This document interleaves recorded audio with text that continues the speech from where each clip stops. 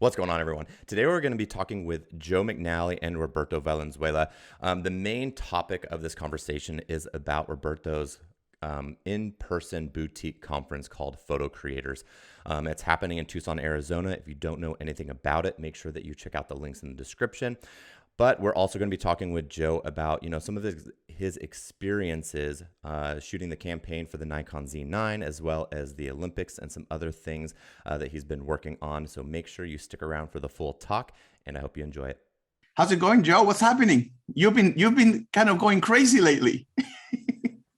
But yeah, it's been we've all experienced a very weird time, right? I mean, ups and downs. 2020 was just sucked, and this year is it's been busy in strange and difficult ways sometimes, but also good. I'm glad for that. I'm glad it has stayed busy.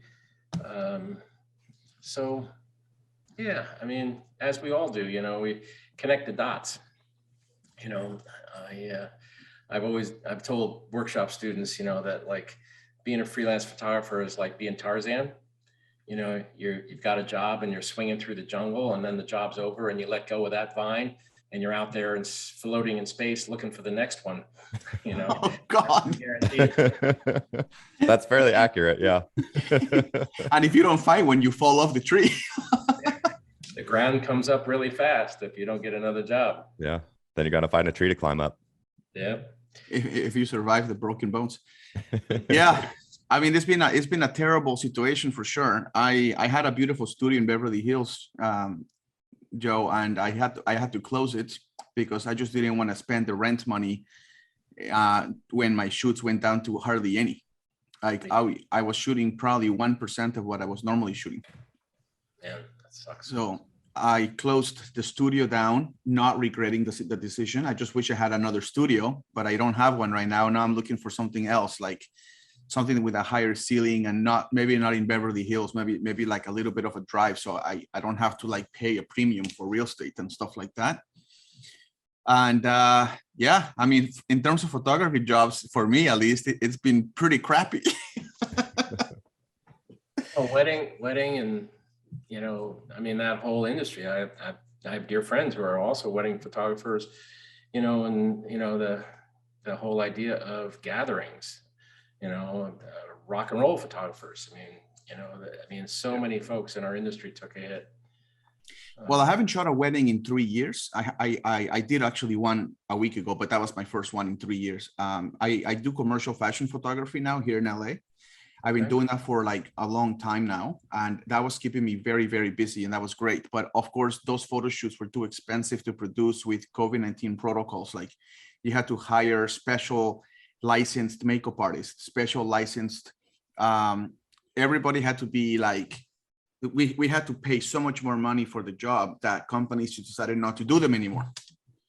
Yeah, we experienced the same thing. When we shot in 2020, we had a couple of productions. We had to hire a COVID compliance officer. Right.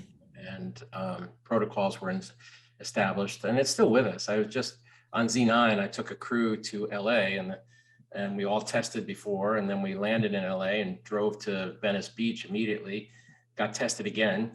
God. If we're at dinner together waiting for the test to come back, and I'm trying to relax, but I'm also realizing if any one of the crew tested positive, we got no shoot. That's right. That's right. It is a nightmare.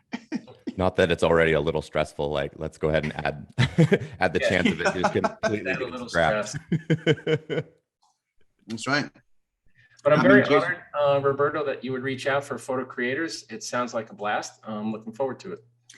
Thank you, Joe. I started the conference for, I don't know, you've known me for a long time. We taught together in Estonia and all these things, and I've always looked for a conference that was purely dedicated to the greatest education you can possibly get with the best teachers in the world.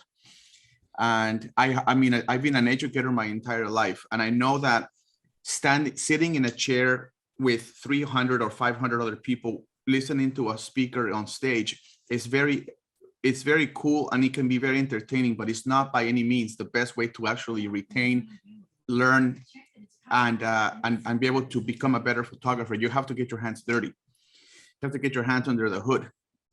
And I started this conference with rotations in mind. So there is always a flash rotation, a strobe rotation, a posing rotation, a lighting rotation, and a printing rotation, and a retouching rotation. So there's the people that will go through 6 rotations throughout the 2 days. And all of them are pretty hands-on. So I find this to be probably the most education-centric conference in the country that's like really focused on just that. That's great. No, absolutely no debate, hands down. Teaching in person, having that interaction on the set, is extremely important and far exceeds what you can get out of, as you say, a big conference type of thing, as fun as they are, Yeah, I mean, they're fun for the seeing people that you haven't seen and the social aspect, but let's face it, when you get out of that situation, when you come home from that, are you better equipped to run your business at that point? And the answer is probably not. A lot of times, like it's more like a fresh break. Like you feel like you got like a boost of energy again, maybe. But at the end, I'm trying to create something that people can actually do better, not just be inspired to do better, but actually be able to do better. I mean, Jason came last time and we had an amazing time. And it's so fun. That place is incredibly beautiful. And the whole conference is actually quite fun because it's in a beautiful ranch. So it's a very, I don't know, how do you put it, Jason?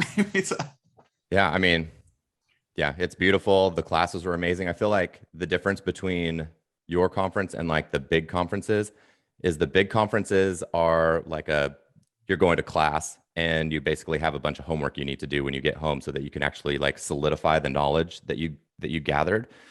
And photo creators is like you're just on assignment. It's kind of like the difference between like going to chemistry class and going to chemistry lab. You learn a lot more in the lab situation because you're actually sitting down, you're seeing the results as they happen, you're working through problems that you don't necessarily like go through in your head as you're listening to them speak. Because when you hear a speaker talk, everything they're talking about like the best of the best, or when things like work perfectly, and there's not a lot of times that you're actually seeing like the pitfalls and the drawbacks and like the problem solving aspects of it. Whereas if you get into the lab situation, you actually get help and you have that instructor there to be like, oh yeah, this is kind of how you can work through that. That's right. It is the troubleshooting on the spot. Analogy. I immediately, when you mentioned chemistry, I thought, yeah, that's, you get in the lab and then you blow shit up. Right? Yeah, that's when things go wrong. That teaches you, man. Hey, the best lessons are the ones where you get burnt. Exactly. Yeah, you touch a hot stove, you learn not to do that again. Yeah. Oh man, God Almighty, and lots of scars from this business. Yeah. Oh yeah.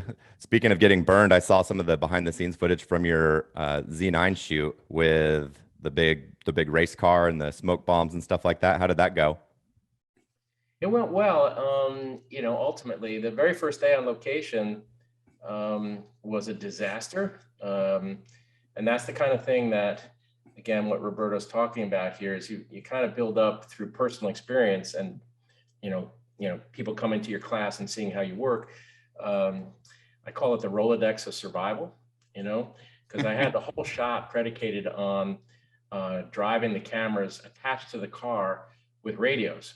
But then the camera was a prototype and the algorithm hadn't yet been built in, and I couldn't test it because I didn't have the cameras. I kept testing here in the studio and everything worked. And then of course we got on location and it did not because the Z9 was a That's how it always goes. So I had to, I sat with the camera overnight. I was up, 3 a.m. just staring at things and pacing my room, trying to figure things out. And then I just went back to old school car shoot principles, and depending on your shutter speed, a car can be getting towed at 2 miles an hour and look like it's going 100 miles an hour. So we just hooked the car up to a pickup truck. Oh, really? Dragging it through the desert. Oh, so it wasn't even moving. It was just barely moving. But the ground in the later pictures in the late part of the day, the ground is blurring. So, but I mean, again, expense upon expense, COVID protocols, COVID testing, and then safety for something like that, permits for Bureau of Land Management, permits from San Bernardino County, permits from the San Bernardino County Fire Department. We almost had to hire 2 water trucks. We had to hire a one card, which is the highest level pyro specialist out of Hollywood, to be on the set with us, to rig the charges, because we had blasting caps attached to the smoke canisters. But it wasn't a portrait on Gray Seamless. What can I say? It wasn't one of those headshot things, but I like that. I try to reach. I still try to reach. And I think we came up with a picture that has not really been seen before. And just indicative of the fact that I've seen way too many post-apocalyptic movies. Yeah. Joe, it's always fun for me to see how this is why I'm excited about you teaching at the conference and stuff, and just seeing your creative process and stuff, because I would love to, everyone's going to want to hear, what the heck do you think about and go through to create a shoot like this? Like, do you say this is not crazy enough? Let's go crazier. Let's go even further. Like, I mean, at what point do you say this is it? Even though it's going to be a freaking this crazy, just the amount of complexity is a disaster. But what the hell, Yeah, there is that. I mean, sometimes what the reality that does rein you in ultimately is budget. It's like, yeah, we could do this. We could do. Oh no, we can't, because Lynn is my studio manager and my producer. She's been with me 32 years in my studio, and she's just a phenomenal producer. And she gets a budget and she works it. And so we work together to see how stretchable things are. And my imagination. I always say she lives in active fear of my imagination. Yeah, I mean, I had the original notion. I mean, you get roadblocks. I mean, that's how we ended up in the desert. My original thought was to attach a Z9 to. I wanted to work with a trio of aerobatic planes and extra 300s, and we were in the process of commissioning a brace for that camera to sit on the nose of one of them, and they were going to burn smoke and twist in the air and stuff like that, but this got way too expensive. And also with COVID, we were shooting. COVID was kind of spiking, and Hurricane Ida was coming through, and the only airstrip that the pilots could gather at, where we could do this without FAA interference, was this private little airstrip in northwestern Louisiana. And I honestly didn't want to bring a crew to Louisiana at that time, so punt, and thankfully, part of the deal is, I'm sorry if I'm going on here, you leave people laughing.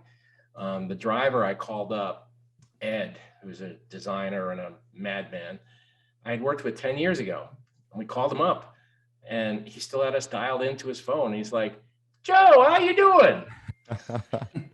That was the best thing we ever did, because he still had the picture up on his Facebook. And I said, well, Ed, I want to come back out. And he's like, okay. I said, I want to take the skin off the car and bolt cameras to it. Okay.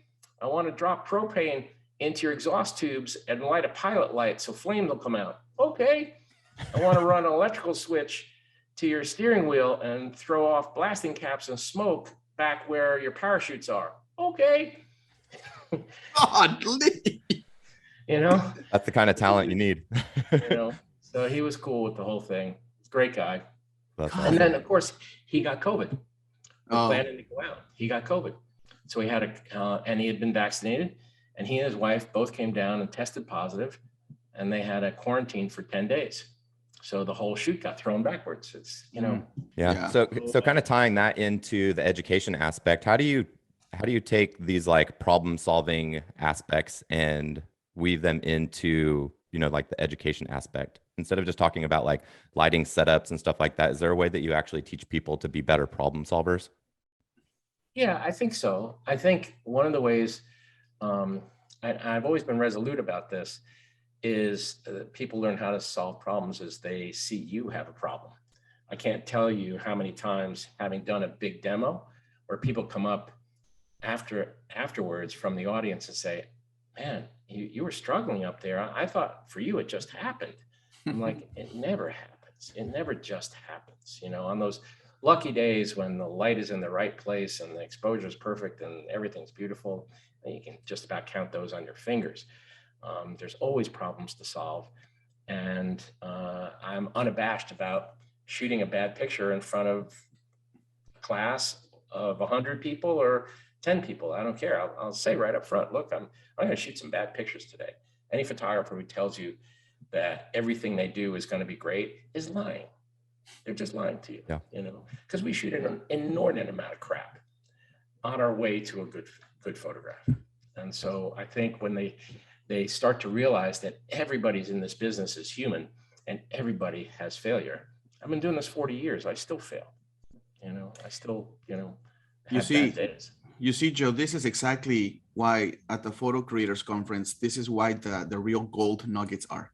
It's in this real life experience of trying to put together an idea and troubleshooting through it. So people can realize that A, problems can be solved, but B, problems do exist, you know, and working through them live is awesome. And it's the best education you can get. When I was there earlier this year with Jason, I was doing this photographing this girl on top of a horse in the ranch. And we had to light up everything with flashes because I was teaching the flash section, but the girl was very far. So reaching her with a flash was going to be very difficult. So I had to pull all the stops on the flash, Jason, remember? Mm-hmm. In order to make her reach, in order for the flash to reach her face and give it enough contrast to make it look exciting, like it was shot with like a big light setup. But it was all done with just the speed lights, right? There's just the flashes. And I mean, I guess people kind of saw me doing what I was trying to do. And that was very, they thought that the flashes could not possibly reach that far, you know, but they did. And if you know how to work those little flashes, you know how to do quite a bit with them without having to pull out, you know, pro photos or broncolors. Yeah, you can do an awful lot with small flash. The technology is so smart. But yeah, so as far as like the photo creators things, one of the big selling points for a lot of attendees is this ability to build up a portfolio, right? So you have models from agencies coming out. And one of the cool things that I thought was cool from attending it is that you're actually setting up the lights. You're actually doing the work to take the photo. Whereas a lot of like the bigger conferences, you're actually walking up to a bay and like everything's set up. So yeah, you're getting like a portfolio worthy image, but you could never set that up on your own if you wanted to. You know what I mean? Like there's a difference between walking up and getting a photo and actually setting it up yourself and getting that photo. Yeah, that's the other thing. And Joe, that would be cool to talk about with you is what kind of models you would like. But every time I do this thing, I actually fly in models. So they're actual agency models. They're not just like my cousin or my sister-in-law, whatever, you know, they're like they're actual professional full-time agency models. And that makes a big difference because they allow people who want to go there and get something beautiful to come home with. They have it, but they didn't do it because somebody else set it up for them. They actually did it themselves. They're learning to do it themselves. And that's the key. I understand the importance of portfolio building. We want people to be able to get that as well, but not at the expense of them just shooting over somebody's shoulder, you know? Well, yeah, then it's not really yours at the risk of saying that, you know, because the light that you apply to a photograph is your specific language. It's how you speak to people who are viewing your photograph that you'll never meet. You'll never know most of the people who see your pictures. So the lighting that you engage with is how you speak to them. I always say it's very powerful psychologically. When you light this but not that, you're sending a powerful message to your viewer. You know, you're saying, look here, not so much here. Yep. You give somebody a roadmap to what's important, what you viewed as important. So when you let somebody else just do your lighting for you, then it's kind of a canned experience, really, and you're getting the same thing that the person next to you is getting. Trust me, I was just at the Olympics, this past summer, shooting a 600 millimeter lens next to 20 other photographers who were shooting a 600 millimeter lens. The question always looms for us is, how do I impart any measure of difference in my work? And that is a way to have people actually stop and notice what you're doing.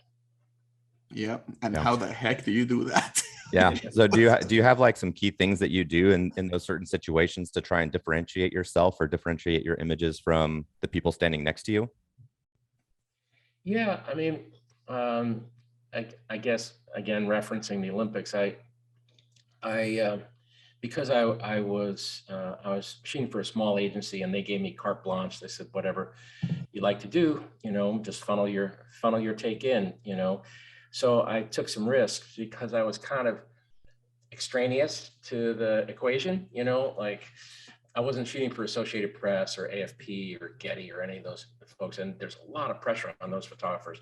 They are really, really good photographers, and they are at the finish line. They have to get that moment where somebody wins, loses, etc. I didn't have that kind of pressure. I did shoot, the winners and losers, but I also took some chances. So I went oftentimes, like to athletics, I went with an 800, an 800 millimeter 5.6. So that's a pretty sizable lens, but I was a one-person orchestra, so I would handhold a 180 to 400 and then shoot the 800 on a monopod. The 800 gave me some reach so I could shoot other things going on, because like athletics, track and field, things are going on all the time. There's runners running, there's people vaulting, there's high jumpers, etc. So I had to try to create an opportunity for myself to cover as much as I could from a single vantage point. Yeah. So in that situation, I did try to bring longer glass. I also tried some motion, snap zooms, this and that, and those got a fair amount of play. When I went to skateboarding, after a while, I just started shooting shadows, because a very hot sun just beating down in Tokyo. And so when they would go up and fly in the air, I forgot about the skater. I would just concentrate on what their shadow was doing. That's so cool. That, trying to, just take a poke at it and see if like, okay, maybe this will work, and a lot of times it doesn't work when you're trying zooms when runners are running, 95% of your stuff is crap. Or out of focus, or like you didn't zoom it right, or I mean, you're balancing a lot of glass on a monopod, because tripods are not allowed at the Olympics, nor is flash. So you're zooming and moving that lens, so your percentage of success is pretty low. But then when you do hit it, it can be kind of fun. Yeah. Tripods are not allowed. How difficult can they make it?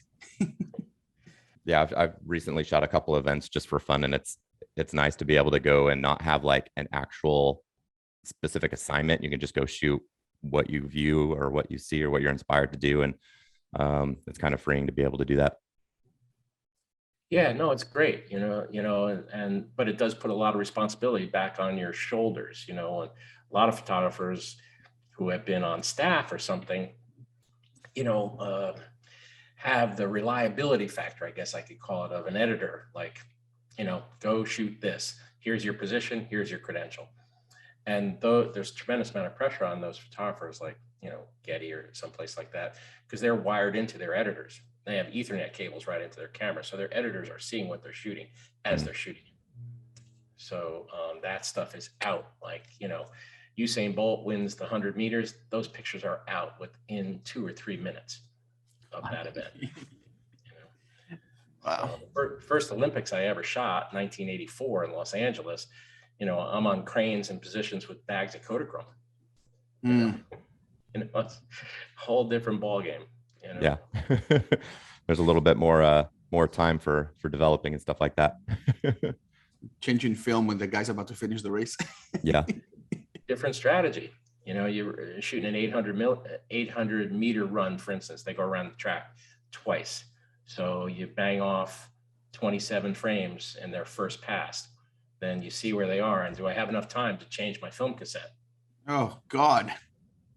before they come around again? Or am I just going to use the remaining 8 to 10 frames that I have on this roll and hope that nothing happens that's so significant that you wish you had a whole roll? I mean, it's different strategies. God, no. Yeah. Digital's definitely freed up some things for people. Oh, it's Yeah, God, remarkable. just I mean, the Z9, I never thought I'd see a camera like this. It's crazy. And I know, Sony makes good cameras and Canon. I don't have any real knowledge of those systems. I've been a Nikon shooter my whole life. And so when Nikon turned the corner with the Z9 just recently, and I took this camera in my hands, I was like astonished. Astonished. yeah. Yeah. So- That the Z9 doesn't have any mechanical shutter, correct? Correct. There's a program built into the camera that creates the sound of a shutter. It's not a real sound, and you can control how the audible nature of it. You can put it high or low or none at all. So the camera can be totally silent, but when you're in silent mode, there's a little frame that pops up so that just around the picture, so you're shooting. But I dialed up the audible because I just wanted the sound of something in my. That's what you're used to. Yeah. Even though the shutter's not there, I wanted the sound of it, so that was something to adjust to. Yeah. When I first moved to the Sony A9 and they have the silent mode that has no mechanical shutter or anything like that, it took a little while to get used to it being completely silent. But now that I'm used to it, I don't like shooting with any sound if possible. Yeah. Creates a lot of advantages for sensitive situations, photojournalists, wedding photographers. It's a big deal, the era of technology that we find ourselves in. Yeah. And then especially also working with like videographers and stuff like that. Like I can stand right next to a videographer and not have to worry about my shutter clicking in their audio and stuff like that as well.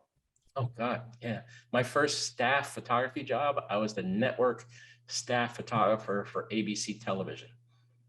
So I used to go on sets with 2 camera blimps with F2s housed inside these 2 massive blimps, to mute the sound. And it ain't easy working a camera blimp, especially manual focus.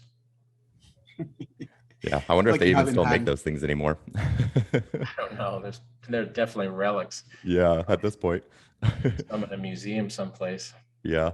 But let's circle back over to photo creators. Let's talk a little bit about, so you're going to be teaching the Flash course, right? And so obviously Flash is a big deal in your work. I remember whenever I first started in photography, I was watching your courses, learning how to light. So you want to talk a little bit about how important Flash is to you and how you use it in your work, in your like daily work? Again, light is language. I'll just circle back to that. And so you impart a particular character to a picture, oftentimes, not always, but oftentimes via the way you light it. And the downfall, I think, or the fallacy that some folks occasionally fall into, again, it depends on your workflow, but I do get this sometimes at workshops, like, why do I need Flash? I've got high ISO. All right, the high ISO is magical nowadays, ISO 10,000, whatever, but I always remind people that high ISO addresses one issue: quantity of light. How much or how little there is guides your ISO. It has nothing to do with the quality of light. Or the quality direction. of light is everything, really. When you're doing a portrait, you can make the most beautiful person out there look like, some awful creature if you don't light them right, and then there's different light for different faces. You're not going to light Clint Eastwood the same way you're going to light Beyonce. I mean, she'll take your tripod and beat you over the head with it, if you do that to her. So, so you have to adapt with the various situations that occur, because light is here and there, but not always, right? You get those wonderful days where the light is just beautiful, leave the flashes in the trunk of the car. But then when you really have to craft a job on deadline and the client is looking to you to really, really turn the corner on this picture, and they put you oftentimes, I mean, we all know, they put us in like some sort of conference room or something like that, or someplace that's utterly devoid of inspiration. And then we have to create something. And the way that we can create it, and something, again, a little bit different, nuanced, special, telling, character driven, is by the way we light it. So light is always with us, the question of light. So Joe, quick question, stretching on that, especially since you're teaching the flash section, but the flash rotation, but when you do a job or when you have a job assignment that you're planning for, does your brain go straight to, I'm gonna light this with speed lights, or do you first think of portable strobes before you think of speed lights? Like, is it, I can do this with speed lights, and do you try that first?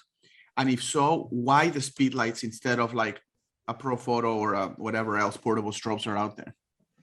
Good question. I think a lot of it is the scale of the job. You get the parameters delivered to you, and then there's sort of an instant message in there like, all right, this goes beyond the boundary of speed lights, in terms of the scope of the job, the need for f-stop or power, the duration of the job. If you're going to be working a set all day long, do you want to work with battery operated units, meaning AA batteries, or do you want to plug in?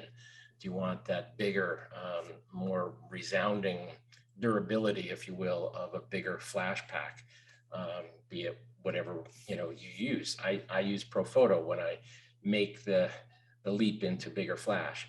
But what I have found, Roberto, and I'm sure you have as well, is there's this wonderful marriage now that you can make, because the speed lights are so sophisticated, and you can marry them together with bigger flash and create a really nuanced scenario. You can use the big flash, say, for a background, or a big pop of light, just lift the level of the environment that you're in to a certain point. And then you do the detail lights, the kicker lights, all of that stuff where you're really kind of specifically lighting certain areas of the photograph.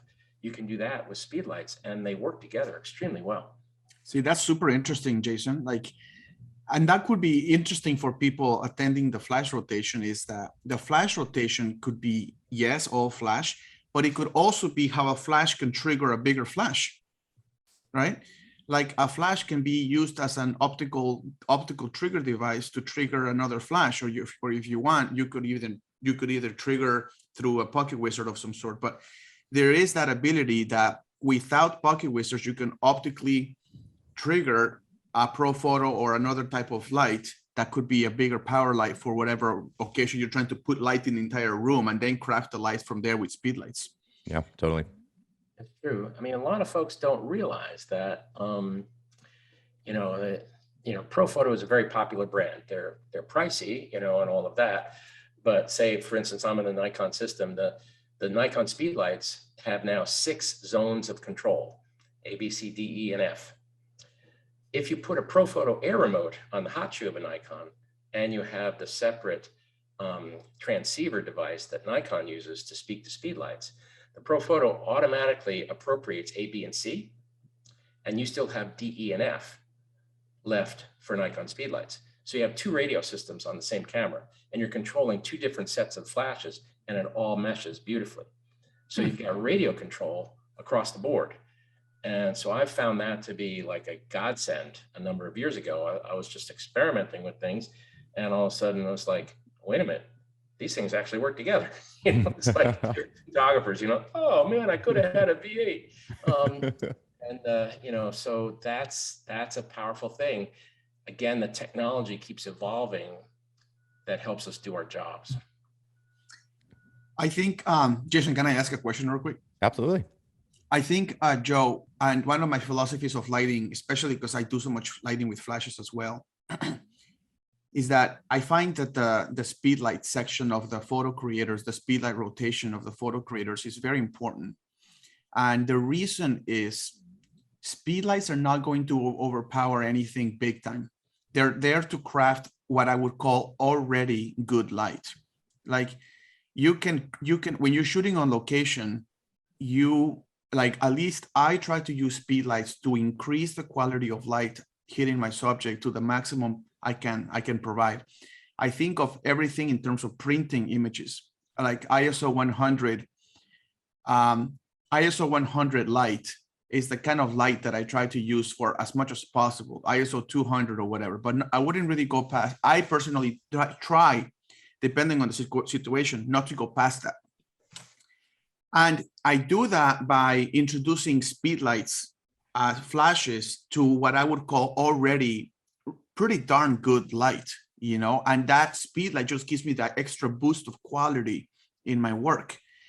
And I don't know, like, I think for that reason, do you find that by using speedlights, you actually learn to find good light, because the speedlight's not going to overpower the ambient that much.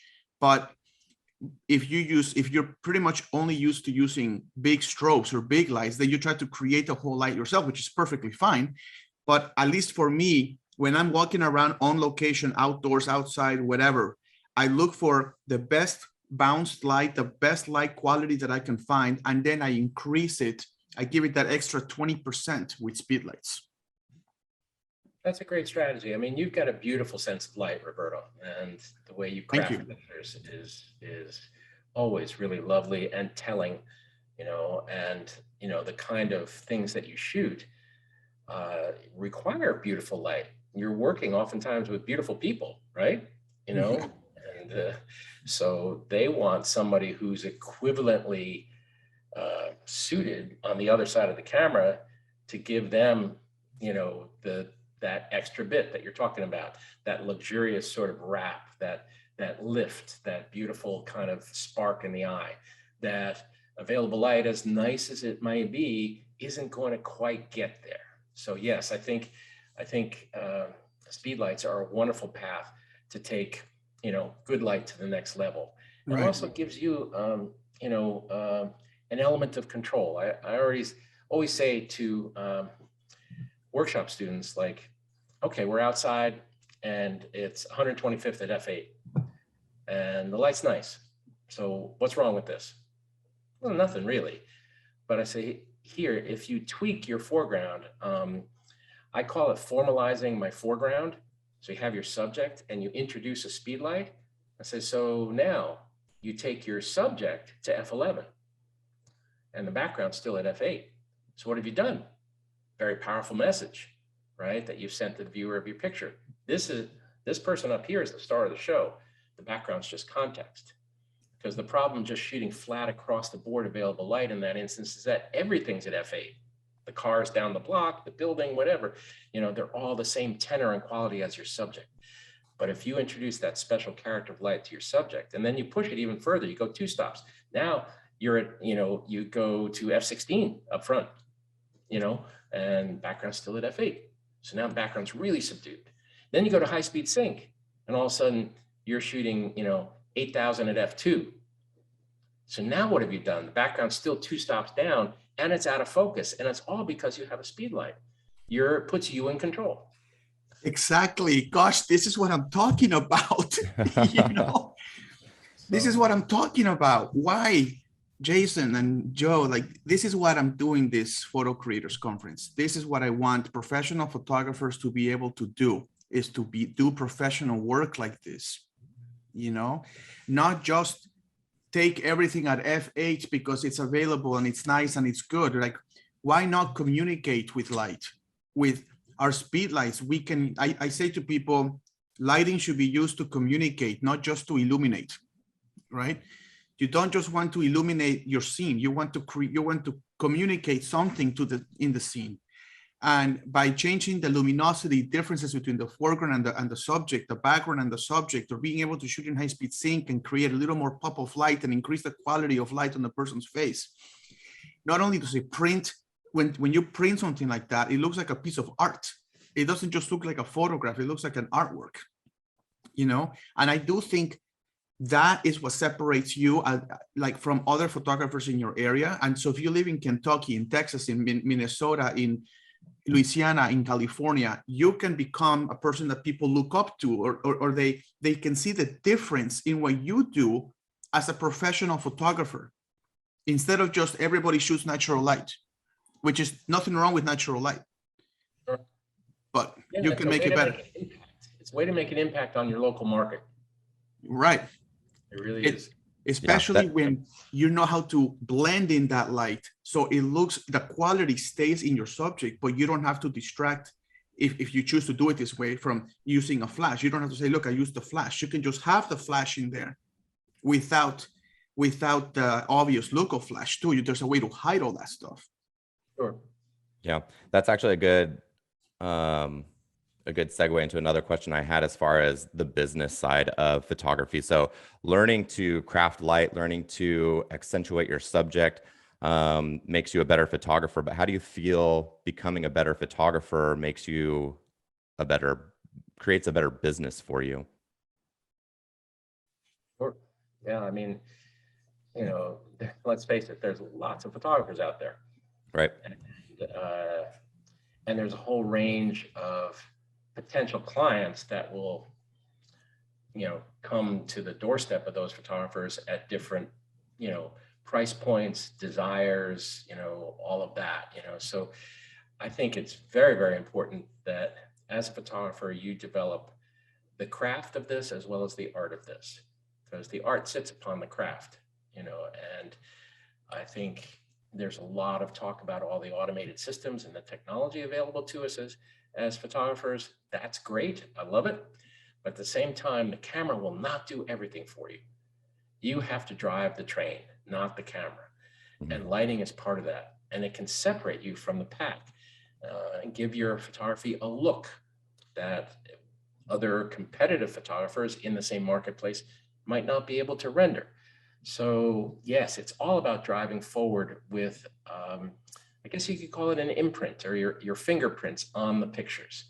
You have style and substance when you have art and craft. Yeah. I feel like it also gives you the ability to not be limited by the natural light, right? So a lot of people that hire you, especially from like a local market, a local standpoint, where you're not like scheduling a shoot for a big commercial job or something like that. Like Joe and Jane down the street don't necessarily have the ability to meet you at sunset or shoot on a Saturday or something like that. And so you have to shoot at like midday sometimes. And so being able to craft your own light gives you the ability to shoot at any time and be a lot more versatile in your setups and still produce great work no matter the situation. Sure. So every scrap of information and level of expertise you can accumulate helps you punch back against potentially adverse situations. Let's face it, the playing field out there is not level. I mean, you're worried about everything: the subject, the client, the weather, and yes, we've all shot corporate jobs, right? Mr. or Mrs. Big Shot. They will be photographed in front of the bank building at 1 o'clock this afternoon. That's when we have it slotted in their schedule and there's no deviation. And like, you try to argue with them, like that's the worst kind of light to shoot this person in, but oftentimes it doesn't cut any ice.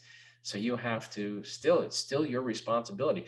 I always view it as like, once you say yes to the job, once you say, yes, I'll take your money in return for these pictures, then you have to solve it almost no matter how difficult a scenario they spin at you. They expect you to succeed. Yeah. And I think that drives the fact, Joe and Jason, like you might get away with a job or two where, the quality of your work didn't make a difference in your business because you have a personal relationship with whoever hired you. But the minute a circumstance becomes complicated and you don't have the expertise to solve that problem, they're not going to think of you as the logical choice the next time. Sure. And that's when the business starts to hurt.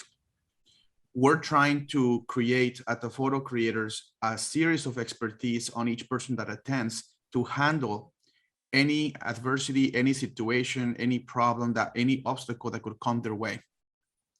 And by doing so, we hope that they also combine that with good business acumen, because with those two things together, we can do a better service in our industry. So by no means do I think it's all art, and by no means do I think it's all business. I think it's very much both. And the more you know about the artistic side and technical side of things, you have to combine that with business things too, with business acumen, with business common sense. And now you have yourself a much better chance of running a successful, profitable, long-standing business. Yeah, that was actually one of the things that I loved about last year's Photo Creators Conference is, yeah, you had all of the rotations where you're learning, you know, like flash and strobe and stuff like that. But then you have all of the social aspects where, you know, I got to sit down and have dinner sitting next to Joel Grimes, and we're talking about all of this business stuff that he went through, and you get to actually dive into some of the actual things that they dealt with that are maybe outside of, you know, the specific rotation. And so just because you didn't learn something in one rotation, you get to actually hang out with these people and ask them questions, especially like on the business side, and ask them, you know, like, how do you quote big jobs and all of these different things. That's right. Again, circling back to what Roberto said earlier about the level of difference between going to a conference and sitting in a big audience and then actually attending a hands-on class. There is this wonderful alchemy that occurs within a class. People have relationships, exchange business cards, talk to each other. You go out for a beer at the end of the day. You sit and you speak with the instructor. You build, you know, some sort of you know, friendship or relationship. And there are things that get said in the social moments of that personal interaction that are also very valuable apart from the class time. Yeah, absolutely. Which brings me to another great question. When we're all hanging out, drinking at the pool, I know Roberto's drinking tequila. Joe, what are you drinking? I'm kind of a red wine guy. Okay. There was definitely some of that there too. Yeah, there's not as much. Just kidding. All right, everyone, that's it. I hope you found this video useful. There's a lot of really good bite-sized nuggets of information kind of sprinkled throughout that. But if you're interested in attending the Photo Creators Conference, make sure you find the link in the description of this video or within the article, depending on where you're watching it. But I'll see you on the next one, guys.